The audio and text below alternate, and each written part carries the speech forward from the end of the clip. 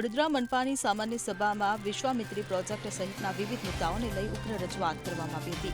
Congress corporator Pushpa વાઘેલાએ project બાબતે ઉગ્ર રજૂઆત કરી હતી અને વિશ્વામિત્રી પ્રોજેક્ટ બાબતે કોંગી કોર્પોરેટરે આક્ષેપો કર્યા હતા. માત્ર 4 પદાધિકારીઓ અને અધિકારીઓને જ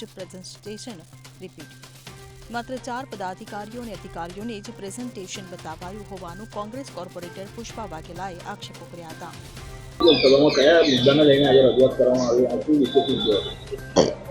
સભામાં તમામ વિષયો આવરી લીધા.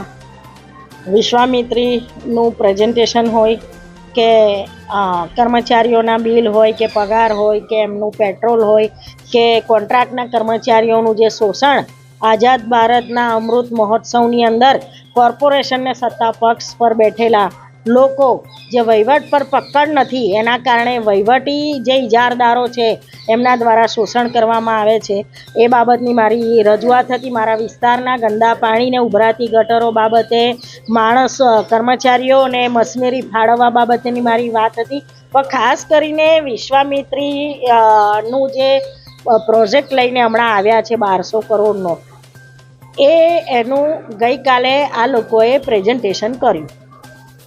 ઇતિહાસની અંદર હું 2005થી બેસું છું. જે પણ કંઈ મોટા પ્રોજેક્ટ હોય એનું તમામ સભાસદોની હાજરીમાં પ્રેઝન્ટેશન થાય, એના બદલે આ લોકોએ સ્ટેન્ડિંગના 12 સભ્યો અને 5 પદ અધિકારી અને કમિશનર આ લોકોએ કોન્ફરન્સ રૂમમાં કર્યું, જે સમગ્ર સભા હોલમાં થવું જોઈએ. એટલે મેં આજે સમગ્ર સભામાં રજૂઆત કરી હતી કે ભાઈ, તમારે બાકીના જે કોર્પોરેટરો છે એમનું તમે અપમાન કર્યું.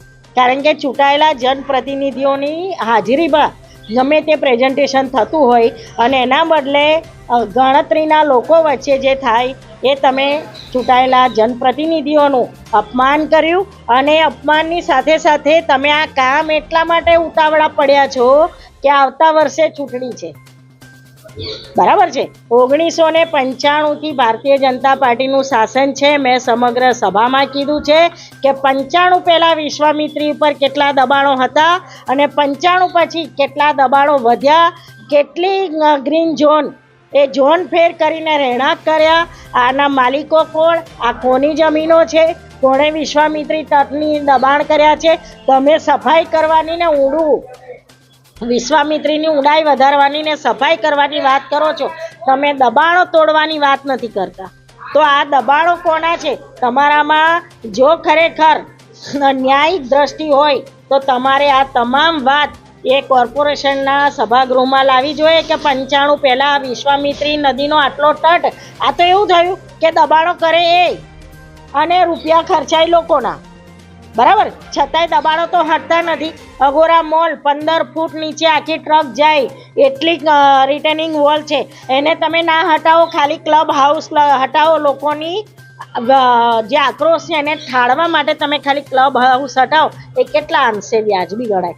એટલે મેં એ રીતે સભામાં રજૂઆત કરી છે કે મારી તો ભગવાનને પણ પ્રાર્થના છે કે લોકોને ચૂંટણી ટાણે તમે જે સપના બતાવો છો કે આવતા વર્ષે પૂર નહીં આવે, ફરી પૂર આવશે, તમારી પરિસ્થિતિ આવી નહીં થાય, એ બાબતે અમે ચિંતિત છે. એવા જે સપના બતાવો છો ને જે આભા બતાવો છો, એ ભગવાન તમે સાચા હોય અને ભગવાન પૂર્ણ કરે ને લોકોની રક્ષા કરે, એવી મેં પ્રાર્થના પણ કરી છે. Bureau report CN24 news. હવે જુઓ દેશ દુનિયાની તમામ ખબરો તમારી આંગળીના ટેરવે. ઉઠાવો મોબાઈલ અને Google Play Store પરથી ડાઉનલોડ કરો અમારી CN24 ન્યૂઝ મોબાઈલ એપ.